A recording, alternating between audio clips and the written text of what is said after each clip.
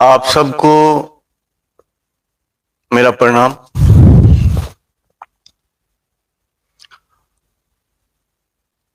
ये जीवन एक विषय है। विषय को समझना जरूरी है। जब तक हम किसी भी विषय को, दुनियादारी में अनेकों विषय हैं, लेकिन अध्यात्म में भी अनेकों विषय हैं। उनको हमें समझना बेहद जरूरी है। जो विषय को समझता है, सुंदर विषय हो, उसमें रुचि हो, आनंद आता है। कोई भी कार्य हम करते हैं, जिम्मेदारी निभाते हैं, निभाने के बाद हमें पता लगता है क्या निभाया, कैसा निभाया, आपने कितना निभाया, प्रकृति ने कितना निभाया, परमात्मा की कृपा कितनी हुई।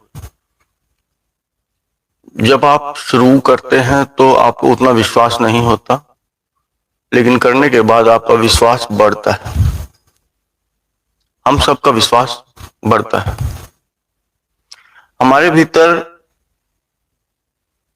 क्या अच्छाइयां हों कि हम लायक बने।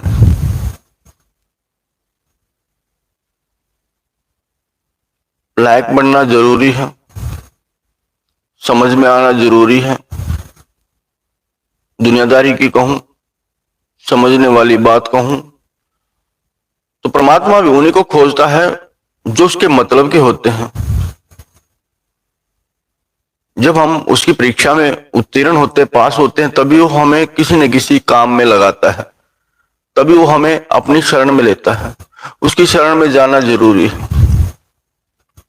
एक मछुआरा अपना जाल फेंकता है, अनेकों मछलियां उस जाल में आती हैं, छोटी भी और बड़ी भी। जो मछुआरे को भाती है वही मछुआरा रखता है, बाकी वापस छोड़ देता है। हम भी ऐसे ही अनेकों बार छोड़े हुए हैं कि हम उसके काम के नहीं बन पाए। उसके काम के बनना, तभी हमें रखेगा, तभी वो हमें संभालेगा, तभी वो हमें लेगा अपनी शरण में। नहीं तो वापस दुनियादारी में फेंक देगा। वापस जियो, वापस करो और उसके लायक बनो। फिर वो जाल फेंकता है, फिर देखता है काम के हैं जो, समझे हैं जो, सुलझे हैं जो, समझे हैं जो, उनको अपने पास रखता है, बाकी को वापस। फिर एक बार नहीं, अनेकों बार, अनेकों बार नहीं, हजारों बार ऐसा हुआ है कि हम उसके लायक नहीं होते और वो हमें छोड़ के चलता है। यहां एक दौड़ लगी है, एक होड़ लगी है आगे बढ़ने की दुनियादारी में, लेकिन परम के लायक बनने की चाह किसी किसी के भीतर नहीं। परम के लायक बनने की चाह किसी के भीतर नहीं। सुंदर जिम्मेदारी निभाना, सत्य का बखान करना, सत्य की राह पे चलना, विषय सुंदर चुनना, ये जरूरी है।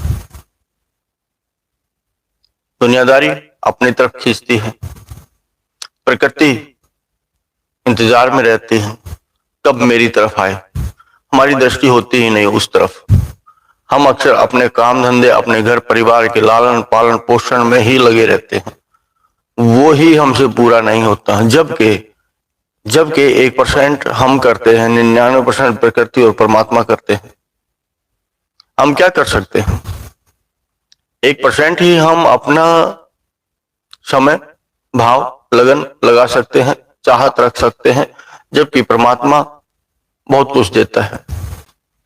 आपके मन की चाहत, आपके मन का कौन, आपके मन का कौन।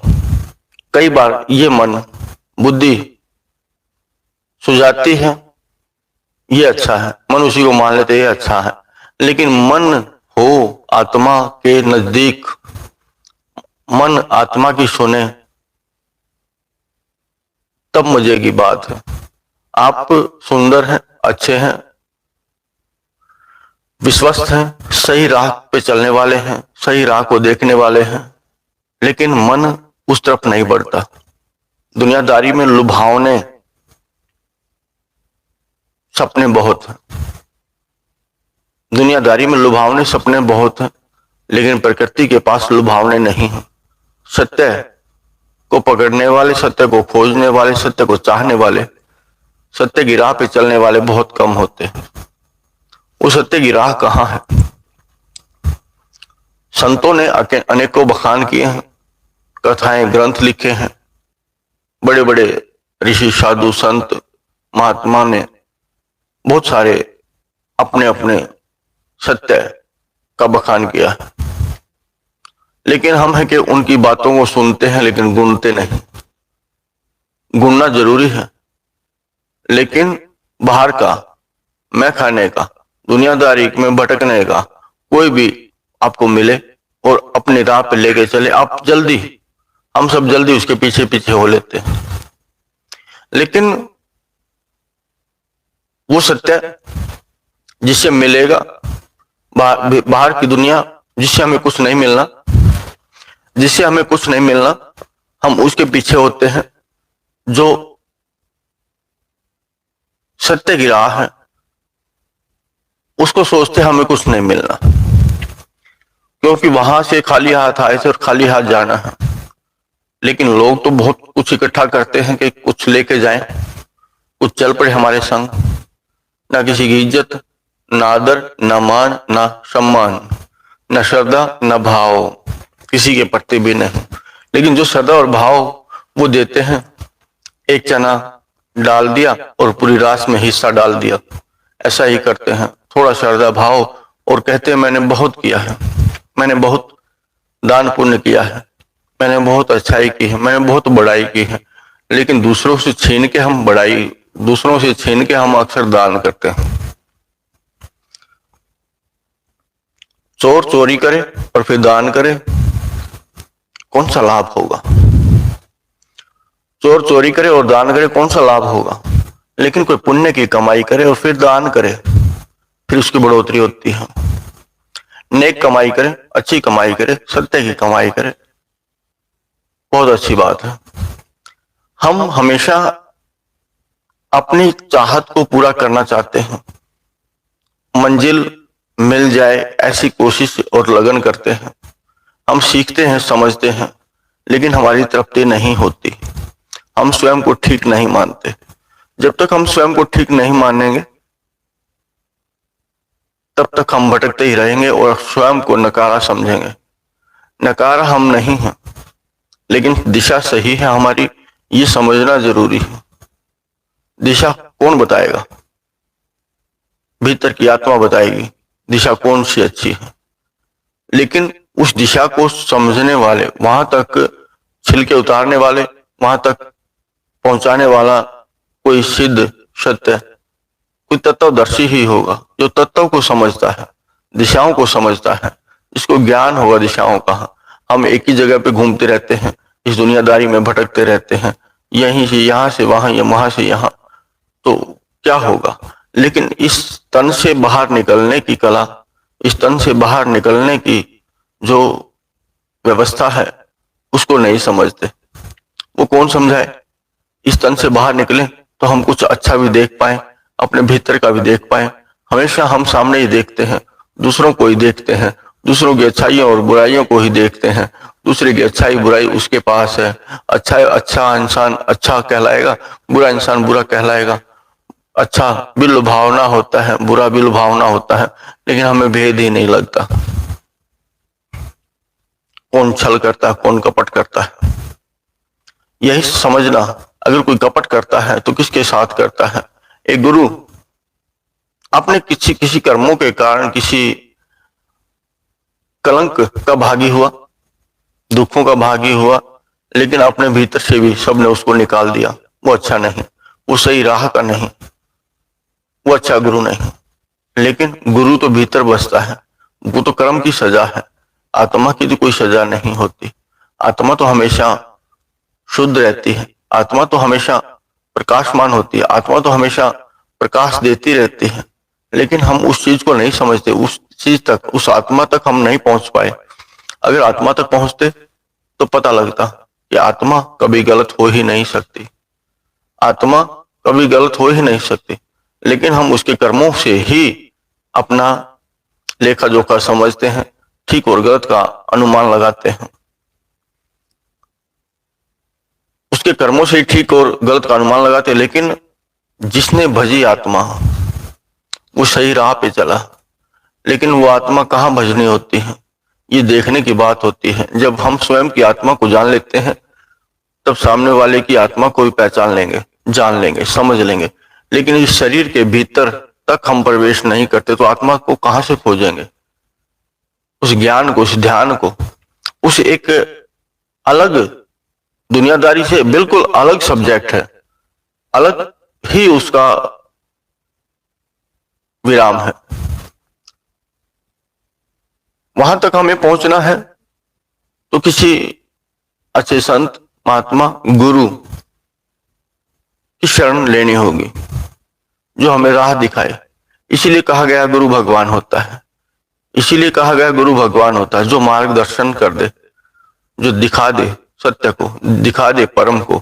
वही चीज जो दुनियादारी से हटा के मन, आत्मा को बाहर प्रकाश में ले जाने की चेष्टा करे, उस परम पिता परमात्मा के प्रकाश को समझाने की चेष्टा करे, उस प्रकाश में स्वयं के प्रकाश को समाने की चेष्टा करे, जो बताए कि तू उसमें समा जाएगा। ये तो सत्य है, सब उसी में समा जाएंगे। लेकिन स्वेच्छा से, अपनी इच्छा से जो करता है वही सही होता है। मजबूरी में जो करता है वो उतना समझ नहीं पाता। स्वेच्छा से उस प्रकाश, उस शक्ति पुंज में समा जाए, उस शक्ति पुंज में समा जाए स्वेच्छा से, अपनी मर्जी से, समय से पहले। क्योंकि जन्म लिया, धारणा बनती चली गई, दुनियादारी जैसा करती है वैसा ही हम करते गए। जहां जैसी भाषा है वैसा ही हमारी भाषा होगी, जैसा जहां का माहौल है वैसा ही हमारे भीतर का माहौल होगा। लेकिन क्या हम अपना माहौल स्वयं नहीं बना सकते? क्या हमारी चाहत कुछ अलग नहीं हो सकती? क्या हम कुछ कर्म ऐसे नहीं कर सकते जिससे प्रकृति और परमात्मा दोनों ही खुश हों, दोनों को लगे कि सही है, दोनों को लगे सही है? क्या हम उसके काम नहीं आ सकते? क्या हमें वो अपनी नौकरी, क्या वो अपना जिम्मेदारी हमें नहीं दे सकता? दे सकता है, लेकिन खुद को समझने की बात है। हम दौड़ते ही रहते हैं। एक लड़की थी, दंत कथा है, बड़ी भूखी थी। उसको एक औरत नजर आई, उसके हाथों में भोजन की थाली थी, लड़की भूखी थी। अब वो औरत बुलाती है, आजा आजा। वो लड़की उसके पीछे दौड़ती रहती है, वो औरत आगे चलती रहती है। वो जितनी लड़की दौड़े सुबह से शाम हो जाती है, लेकिन वो वहां तक नहीं पहुंच पाती। अभिलाषा, अब मिले, थोड़ा और दौड़, कहीं मिल ही जाए। लेकिन सांझ हो जाती है जीवन की, लेकिन वो जो हमें चाहिए होता, जो भूख होती हमारी तृप्ति नहीं होती। उस तृप्ति के लिए आपको बहुत कुछ नहीं करना होता। उस तृप्ति के लिए सहज होना होता है।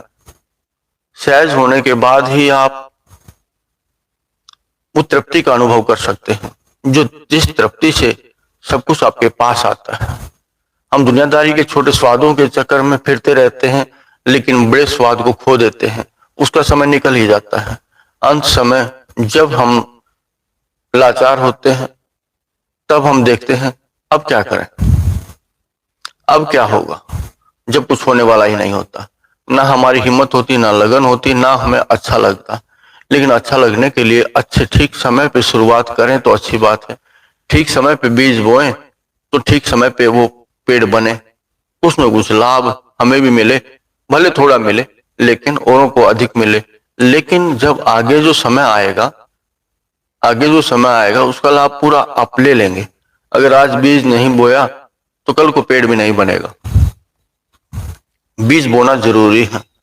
हम भटकते ही रहते हैं, हम दौड़ते ही रहते हैं, लेकिन हमारी तृष्णा कभी नहीं मरती, किसी भी चीज की, किसी भी बात की। लेकिन जितना हमें वफादारी मिली है, नौकरी मिली है, मिल जाए नौकरी परम की, तो वफादारी और ईमानदारी से वो नौकरी करनी चाहिए और स्वयं को संतुष्ट रखना चाहिए। जो संतुष्ट है कर्म करके, वही खुशी पैदा करता है, वही आनंद को अनुभव करता है। जो संतुष्ट होता है, आप जहां भी हैं, जैसे भी हैं, अच्छे हैं, ये मान लें, ये जान लें, जहां भी हैं अच्छे हैं। लेकिन संग क्या लेके जाना है? मृत्यु आएगी, मौत आएगी, तब आप क्या कर पाएंगे, ये देखना जरूरी है। लायक, आपने स्वयं को लायक बनाने के लिए चेष्टा जरूरी है।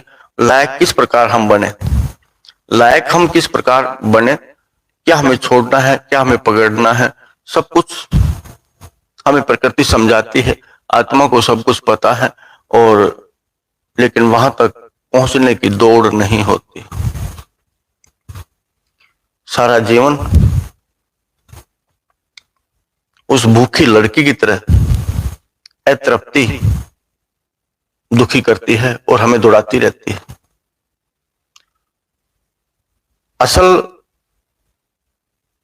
हमारे भीतर जो कुछ थोड़ा होगा, अगर हम जान लेंगे है, उसी को बढ़ाएंगे। परम पिता परमात्मा, परमात्मा अगर है, जब तक वो हमारे भीतर प्रवेश नहीं करेगा, तब तक हम उसको समझ नहीं पाएंगे। शुरुआत, एक चोर को छोटी चोरी की आदत है, अगर उसके भीतर छोटी चोरी की आदत नहीं होगी तो बड़ी चोरी भी नहीं कर सकता। अगर उसके भीतर अंश है, चोरी करने का विचार है, तो वो पूरा भी नहीं होगा। चाहत हमारी भगवान को पाने की है, लेकिन बाहर की दुनिया में ही हम पाते रहते हैं, कर्म उसको समझ के नहीं करते, बाहर मंदिरों में भटकते रहते हैं, लेकिन इस तन के भीतर जाने की चेष्टा नहीं होती। इस तन के भीतर जाने का मार्ग नहीं मिलता, इस तन से बाहर निकलने का अवसर नहीं मिलता। वही अवसर आपको खोजना है कि इस तन से बाहर निकले और देखें प्रकृति क्या कहती है, क्या करती है, और परमात्मा क्या करता है। आप क्या कर सकते हैं? आप समर्थ हैं भ्रमण करने के लिए उस आकाश में, क्योंकि 5 तत्वों का शरीर है। समझें, समझना जरूरी है। लेकिन हम सुनते सब हैं, लेकिन गुनते नहीं। हम सुनते सब हैं, लेकिन गुनते नहीं। गुनना जरूरी है। 5 तत्व क्या है? आप साक्षात पृथ्वी हैं। ये पृथ्वी पे आप भ्रमण करते हैं, आप भी एक पृथ्वी हैं। इस तन को पृथ्वी मान के चलें, समझें, इस पृथ्वी के भीतर भी बहुत कुछ है। आप साक्षात पृथ्वी हैं, वो पृथ्वी और आप एक ही हैं, वो परमात्मा और आत्मा एक ही है। कोई बड़ी बात नहीं, उसी का अंश है। इस पृथ्वी का अंश आप है और आपका ही अंश पृथ्वी है। एक समंदर बाहर है, एक समंदर आपके भीतर है। बाहर वाले समंदर का अंश आपके भीतर है। अब समझें, जो पृथ्वी आप है, उस बाहर वाली पृथ्वी से पृथ्वी बड़ी है आपके भीतर। बाहर वाली पृथ्वी से बड़ी पृथ्वी आपके भीतर है। बाहर वाले समंदर से बड़ा समंदर आपके भीतर है। एक एक नहीं, अनेकों समंदर है। एक एक सूर्य नहीं, अनेकों सूर्य है आपके भीतर। इस तन के भीतर वो समझने की बात है, वो देखने की बात है। वायु भी आपके भीतर है, अग्नि भी आपके भीतर है, जल भी आपके भीतर है, और आकाश भी आपके भीतर है। तो भीतर में प्रवेश करने के लिए, निर्भय होने के लिए, निर्विचार होने के लिए, अपने भीतर का प्रवेश बड़ा सुंदर है। और जो अपने भीतर प्रवेश करता है, वो सब व्याधियों से विरक्त होता है, सब व्याधियों से विरक्त होता है। एक धनी ने एक आयोजन किया ज्ञान चर्चा का। एक बड़े संत महात्मा को बुलाया गया अपने घर में। घर उसका था बड़ा, कई मंजिला। ऊपर के तल पे उसने संत को बिठाया, सुनने वालों को भी बुलाया। ज्ञान चर्चा हो रही थी। अचानक से सब कुछ हिलने लगता है, भूकंप आ जाता है। सब देख के जान के बाहर भागने लगते हैं। सब बाहर भागते हैं, सब बाहर भागते हैं। और वो मालिक उस बड़ी बिल्डिंग का मालिक भी, वो जो आयोजक था, आयोजक भी बाहर भागा। जब वो द्वार से नीचे आ गया और भूकंप थोड़ा हल्का हुआ तो उसको ख्याल आया कि जो महात्मा थे वो तो ऊपर ही हैं, उनका तो पता ही नहीं कहाँ है कहाँ नहीं है, कुछ हो जाए ऊंच नीच तो क्या होगा। जब हल्का हुआ भूकंप, ऊपर गया दौड़ के, महात्मा वैसे ही मुद्रा में बैठे, ध्यान की मुद्रा में। उन्होंने जाके पूछा, महात्मा सब लोग बाहर भागे, आप क्यों नहीं भागे? आप यहाँ जड़ हो गए, आप यहाँ जड़ हो गए। महात्मा ने कहा, भागा तो मैं भी था, लेकिन सब लोग बाहर भागे पर मैं भीतर भागा। और भीतर भागने से मैं निर्भय हुआ। भीतर भागने से निर्भय होते हैं। क्या ये सही है? जब तक आपका अनुभव नहीं होगा, जब तक आप अपने भीतर नहीं जाएंगे, तब तक आपको आभास नहीं होगा, आपको अनुभव नहीं होगा। अपने भीतर का अनुभव करने के लिए बहुत सारी आशाएं हैं, निराशाओं को दूर करने के लिए अनेकों आशाएं हैं। भीतर, अपने भीतर में प्रवेश करना, अपने ध्यान में जाना। जब दर्द सताए तब ध्यान में चले जाएं, तब रोग सताए तब अपने भीतर चले जाएं, जब कोई कष्ट आए तब अपने भीतर चले जाएं, तो आपको निवारण अवश्य मिलेगा। और मिलता भी है, खोजने वालों को मिल ही जाता है, लेकिन वो भीतर पहुंचे तभी तो। सब लोग पूजा करते हैं, ध्यान लगाते हैं, लेकिन सही दिशा, सही जगह पे पहुंचने पर ही आपको विरक्ति मिलेगी। शरीर को, 5 तत्वों के शरीर को छोड़ने के बाद तब आप भीतर प्रवेश करेंगे। इसको, इस तन के भीतर प्रवेश करें, इस तन के भीतर प्रवेश करें। अनेकों संभावनाएं, अनेकों ब्रह्मांड, अनेकों सूर्य भीतर में है। भीतर में खुशहाली जो है वो असली है, भीतर में सुंदरता है वो असली है, भीतर में रंग है सुंदर वो असली है।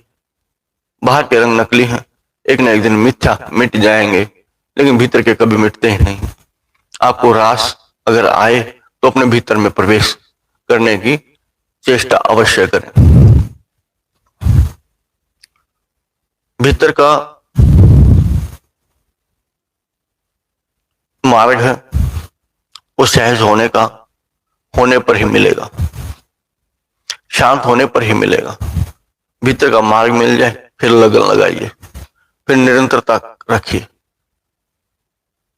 भीतर प्रवेश करने के लिए आपको अभ्यास की सख्त आवश्यकता है। वो अभ्यास, भीतर की बात को हम नहीं मानते, कल्पना को सत्य नहीं मानते, लेकिन आपके मन की कल्पना ही है जो आपकी दुनियादारी में, बाहर आपके चारों तरफ जो भी कुछ है वो आपके मन की चाहत है, आपके मन की सोच है, आपके मन की कल्पना है। क्या भीतर आपका मन सामर्थ्य नहीं करेगा? कर देगा। वहां तो सब कुछ पहले से है और असली है। आत्मा का असली घर वही है, ब्रह्म का असली ब्रह्मांड वही है। उस ब्रह्मांड में प्रवेश करने के लिए आपको सहज होना पड़ता है, बाहर की दुनियादारी को छोड़ना होता है। त्याग की भाव आपके भीतर, त्याग का भाव आपके भीतर हो, समझने की लगन आपके भीतर हो, आप जागे हुए हो, सही और गलत का ध्यान भी और ज्ञान भी हो। वो ज्ञान पाने के लिए आपको सहज होना ही पड़ेगा, सहज शांत होना ही पड़ेगा। बाहर की उपलब्धि उतनी मायने नहीं रखती। दुनियादारी में कुछ समय से आप वाहवाही करेंगे, बाहर दुनिया में 2-4 लोग जानेंगे, पहचानेंगे, आपको सही बताएंगे, लेकिन क्या आप सही हैं इस बात को कौन बताएगा? इस बात का निर्णय कौन करेगा? बाहर की दुनिया में जो आप करते हैं वो सही है, इस बात का निर्णय सिर्फ एक आत्मा करेगी, एक परमात्मा के मध्य समाने वाली आत्मा करेगी। मृत्यु का भाव आप समझ पाएंगे, कितना मोल है मृत्यु का। क्या चीज है मृत्यु? किसी ने कहा मृत्यु इतनी ही है जैसे आपने पुराने कपड़े उतार के नए कपड़े पहन लिए। क्या ये सत्य है? इस सत्य को समझने के लिए उस तथ्य को जानना होगा, समझना होगा। वही ध्यान है। मृत्यु में जैसे जाते हैं वही ध्यान है, निद्रा में जाते हैं जैसे वही ध्यान है। उस ध्यान को आप समझें। आप निद्रा में हैं, आप ध्यान में हैं, या मृत्यु में चले गए हैं। आपका सब कुछ लूट लिया गया है, आपका सब कुछ रखवा लिया गया है। अब आपको जाने की तैयारी में है, लेकिन आप स्वेच्छा से छोड़ दें उस चीजों को जो भी आपने गठरी बांधी हैं, ढेर लगाए हैं। स्वेच्छा से अपनी मर्जी से उन चीजों को छोड़ देंगे, तब आप अपने भीतर में प्रवेश कर पाएंगे। लेकिन उनको पकड़े हुए, पकड़े किस चीज से पकड़े हुए हैं आप? आपकी भावनाएं लगी हैं कमाए हुए धन पे। आपका मालिकाना हक है कि मेरा इतनी संपत्ति है, इतना पैसा है, इतने लोग मेरे पीछे हैं, इतने लोग मुझे जानते हैं, वाहवाही करते हैं। वो भावना, वो धारणा, वो हम छोड़ नहीं पाते। वो मिथ्या है, मिट जाएगी, लेकिन भीतर सत्य है, वो पा जाएंगे। वो पाने के लिए आपको इन सब चीजों का त्याग करना होगा। त्याग करने के लिए न आपका मन होगा न बुद्धि कहेगी। वो त्याग करने के लिए आपके भीतर साहस भी नहीं होगा। जिस दिन वो साहस आपके भीतर आ जाएगा कि बाहर की दुनिया, बाहर जो भी कुछ है वो बेकार है, वो मिथ्या है, चला जाएगा, तब उसकी आस नहीं करेंगे। भीतर वाले अच्छाई और सच्चाई की, सत्य की आप आस करेंगे। वही तो आस करनी है। प्रकृति को देना है, फिर चिंता किस बात की? प्रकृति देगी जो प्रकृति ने करना है, जो प्रकृति ने बढ़ाना है। स्वयं किसी न किसी माध्यम से, किसी न किसी स्वरूप में आपको प्रकृति दे ही देगी। फिर किस प्रकार की, किस बात की चिंता है? जो करना प्रकृति को करना है। लेकिन लोग चिंतित रहते हैं, कैसे होगा? माँ बाप चिंतित रहते हैं, मेरे बच्चे की शादी कैसे होगी? लेकिन प्रकृति और परमात्मा की मर्जी से सब कुछ होगा। शादी, बाहर की चीजों को बढ़ाने में हमारी रुचि होती है, लेकिन भीतर की चीजों को, भीतर के जो तथ्य हैं, भीतर के संदेश हैं, उनको बढ़ाने की आपकी कभी चेष्टा नहीं होती। आप अपने बच्चों को भी वैसा ही सिखाते हैं जैसा आप सीखते आए हैं। लेकिन साधु संत ऋषि मुनि ऐसे नहीं थे। वे ज्ञान, ध्यान, भक्ति और भाव में अपने बच्चों को बढ़ाते थे, आगे पढ़ाते थे। जो भी पहले साधु संत ऋषि मुनियों के आश्रम होते थे, साधु संत ऋषि मुनियों के आश्रम होते, उस आश्रम में अध्यात्म का ज्ञान दिया जाता था, उनको सिखाया जाता था। वो पद्धति थी। लेकिन आज पद्धति नहीं है, आज पद्धति नहीं है। उस अज्ञानी लोगों ने अपनी पद्धति बनाई है, हम सब उसी दिशा में चल रहे हैं। जो साधु संतों की पद्धति, हम उसको छोड़ चुके हैं। जो अपने भीतर में प्रवेश करने की, अपने भीतर में प्रवेश करने की, अपनी अच्छाई को जगाने की, अपने भीतर साहस, हर बात का सत्यवादी होने का जो हमारे भीतर आचरण था, वो हम धूमिल कर चुके हैं, वो हम छोड़ चुके हैं। अब ना आश्रम है, ना साधु संत ऋषि मुनि अब अध्यात्म, ना ज्ञान सिखाते। पहले साधु संत ऋषि मुनि तपस्या करते थे, बहुत समय से अपने आप को साधते थे, फिर अपने आश्रम में सबको साधते थे। तब हम सदते थे, तब हमारा समाज भी सदता था। इसीलिए उन साधु संत ऋषि मुनियों के प्रति आदर, मान और भाव होता था। आप एक नहीं, हजारों विचार आप प्रकट करते अपने भीतर, लेकिन कुछ खास निर्णय भी आप करते हैं। कुछ खास निर्णय ही आप करते हैं कि मुझे ये बनना है, मुझे ये करना है। लेकिन किसी ने कोई आश्रम बनाया, कहीं संतों की नगरी में किसी बड़े संत को कहा कि यहां इसको, आश्रम को कोई संभाले, अध्यात्म का ज्ञान दे। ऐसा मुझे कोई ज्ञानी पुरुष चाहिए। भेजने वाले ने भेज दिया। कितने भेजे? 10 भेजे। लेकिन नगरी नगरी घूमते घूमते वे जा रहे थे। 10वें से जब एक नगरी में प्रवेश किया, उस नगरी में एक आदमी को पुरोहित ने बताया कि तेरी लड़की की शादी जो सबसे पहले नगरी में प्रवेश करे, अपनी लड़की की शादी उसी से करना। सुबह सुबह का समय था और 10 के 10 आदमी उस नगरी में प्रवेश करने लगे। पुरोहित भी संग में खड़ा, लड़की भी संग में खड़ी, लड़की का पिता भी संग में खड़ा। उसने अपना विचार रखा, लेकिन वो किसी खास मकसद के लिए जा रहे थे, ज्ञान को फैलाने के लिए जा रहे थे, अध्यात्म के लिए जा रहे थे, शिक्षा के लिए शिक्षक बन के जा रहे थे। लेकिन उनमें से पहला ही आदमी ने कहा, भाई ठीक है, मैं आगे नहीं जा पाऊंगा, लड़की बड़ी सुंदर है, इसके पास बहुत ही धन माल है, मैं तो यहीं इसी गांव में बसना चाहूंगा। 9 बजे अगले राज्य में राजा का पुरोहित गुजर गया था। उन्होंने भी ऐसी शर्त रखी कि जो ज्ञान ध्यानी आदमी होगा वो पुरोहित बनेगा। उनमें से एक ने कहा, अच्छा अवसर है, अच्छा पद है, अच्छी प्रतिष्ठा है, मैं नहीं जा पाऊंगा, मैं यहीं रुकूंगा। लोभ और लालच के अधीन होके कोई कहीं और कोई कहीं, सब लोग ऐसे स्थापित हो गए। अंत में 2 लोग बचे। एक गांव में एक सभा थी। उस सभा में दोनों गुणों का ज्ञान बखान कर रहे थे। लेकिन एक नास्तिक आदमी उठा और उसने कहा कि मैं नहीं मानता, मैं नहीं मानता। उसने दूसरे से कहा, आप आश्रम में जाओ, मैं जब तक यहां रुकूंगा जब तक ये मान ना जाए। एक पहुंचा। आप 10 सुंदर विचार अपने भीतर उत्पन्न करते हैं, उनमें से एक ही पूरा होगा। 10 सुंदर विचार आप करते हैं, ध्यान ज्ञान और भजन की बात करते हैं, पूजा पद्धति की बात करते हैं, भगवान को चाहने और पाने की कोशिश करते हैं, लेकिन 10 बार आप कोशिश करेंगे, एक ही बार सफल होंगे।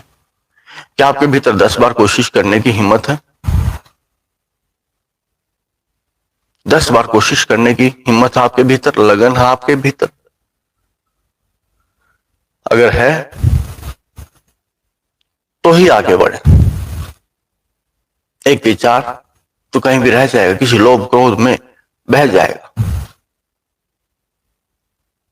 आपका वो सुंदर स्वभाव निर्मित नहीं हुआ है, वो पक्का स्वभाव निर्मित नहीं हुआ है अभी, जिसके द्वारा आप परम तक पहुंच जाएं। वो लगन नहीं लगी है, उज्ज्वला वो अग्नि नहीं बढ़ी है, जिससे आप अपनी मंजिल, अपने परम पिता तक, अपने उस शक्ति पुंज तक पहुंच जाए। वहां तक पहुंचने के लिए आपको बार बार, कम से कम 10 बार प्रयास करना होगा। अगर वो प्रयास इसी जन्म में है, सुंदर बात है। वो प्रयास आपका समय पे है, सुंदर बात है। ये युवा अवस्था निकल जाए, बुढ़ापा आ जाए, सब कुछ ढलना शुरू हो जाए, आपकी जवानी, आपका रंग रूप झड़ के गिरने लगेगा, तब आप कुछ नहीं कर पाएंगे। आपकी ताकत, आपकी बुद्धिमत्ता,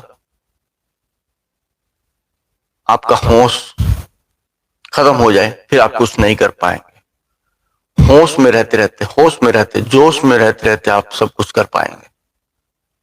अपने साहस को बटोरिए, अपने साहस को बटोरिए, लगन लगाइए और निरंतर कोशिश करते रहिए।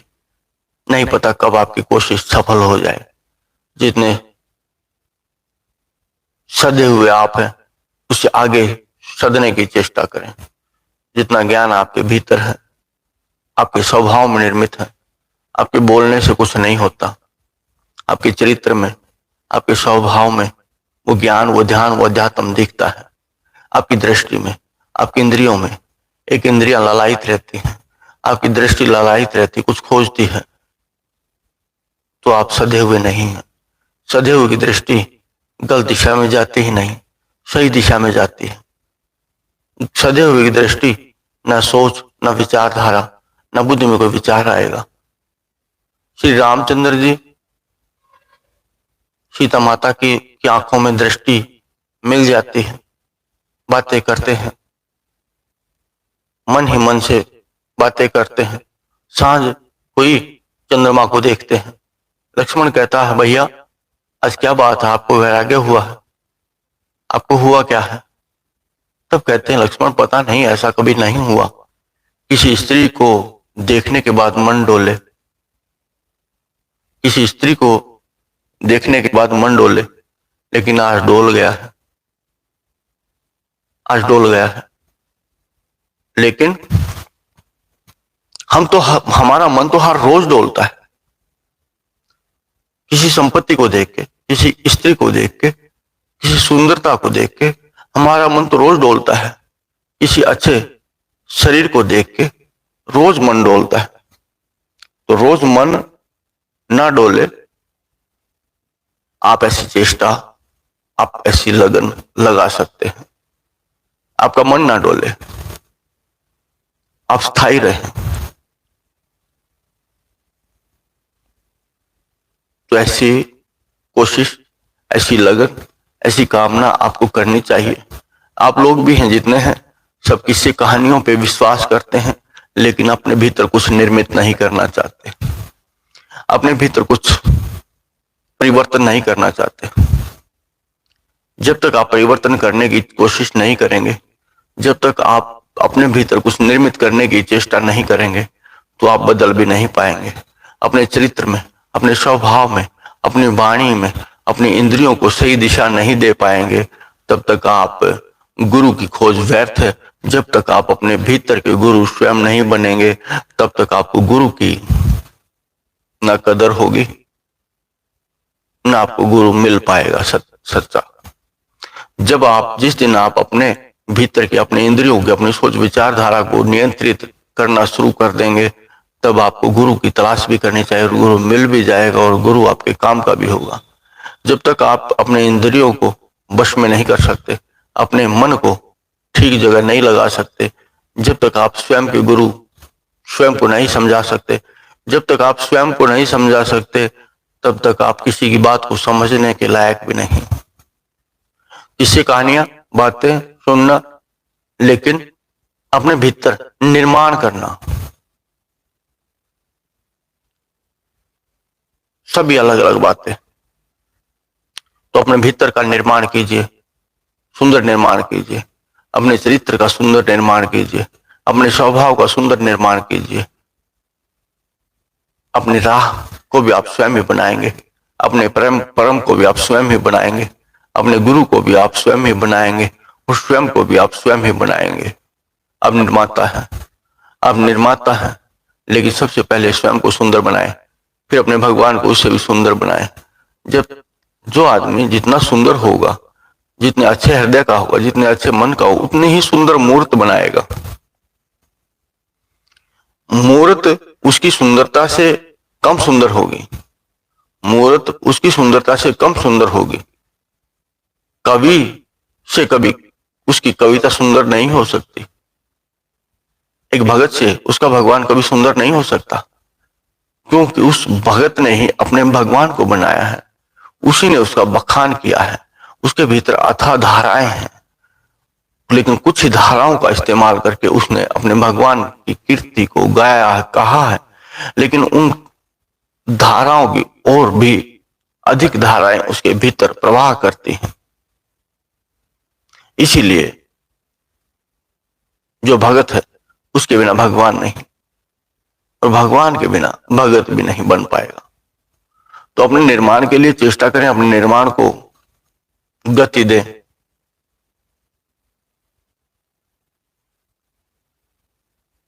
आप अपने जो भीतर स्वयं को देख लें। इस शरीर के भीतर जो प्रकाश है, जो ज्योति है, इस शरीर के भीतर जो ज्योति है, जो प्रकाश है, वो ज्योति परम की ज्योति है। जो दिया है वो पदार्थ है, जो बाती है वो प्रकृति की है। लेकिन जो ज्योति है, जो ज्योति जल रही है, जो ज्योति जल रही है, वही परमात्मा की ज्योति है, वही उस खास की ज्योति है जो आपके भीतर आपको अनुभव होने लगे, आपके भीतर प्रकाश लगने लगे। इस शरीर को आप हाड़ मांस का शरीर मानते हैं, लेकिन हाड़ मांस का शरीर ना समझें। आपके भीतर अथाह धारणाएं हैं, अथाह संभावनाएं हैं। आप अपनी संभावनाओं को आप देख सकते हैं, अपनी भावनाओं को वहां स्थापित कर सकते हैं। और बहुत विशाल, जब आप अपने भीतर प्रवेश करते हैं, आप बाहर निकलें या भीतर प्रवेश करें, हाड़ मांस के शरीर से, इस हाड़ मांस के शरीर के भीतर एक शरीर और है, उसको सूक्ष्म शरीर कहते हैं। उस सूक्ष्म शरीर भ्रमण करे भीतर ब्रह्मांडों पे या बाहर के आकाश में। जाना तो भीतर ही है, जो भीतर आकाश उसी में प्रवेश करना है। बाहर निकलना मतलब इस शरीर को छोड़ना, इस शरीर से हटके, इस हाड़ मांस के शरीर से हटके, इस स्थूल शरीर से हटके आप उन धाराओं में बहे, उन हवाओं की लहरों में फिरे, जो भीतर जल की लहरें हैं उनके साथ खेलें। उस आकाश में तारे, सूर्य, चंद्रमा सब कुछ है, आप उनके बीच टहलें फिरें। आपके भीतर जो तपस्या का स्थान है, जो शांति का दृश्य है, जो शांति का अनुभव है, जो शांति का एहसास है, उस शांति में अपने आप को एकाग्र कीजिए और आगे बढ़िए। अपने गुरु का मान बढ़ाएं, पांच तत्वों के प्रति अपना ख्याल करें। जैसी पृथ्वी बाहर है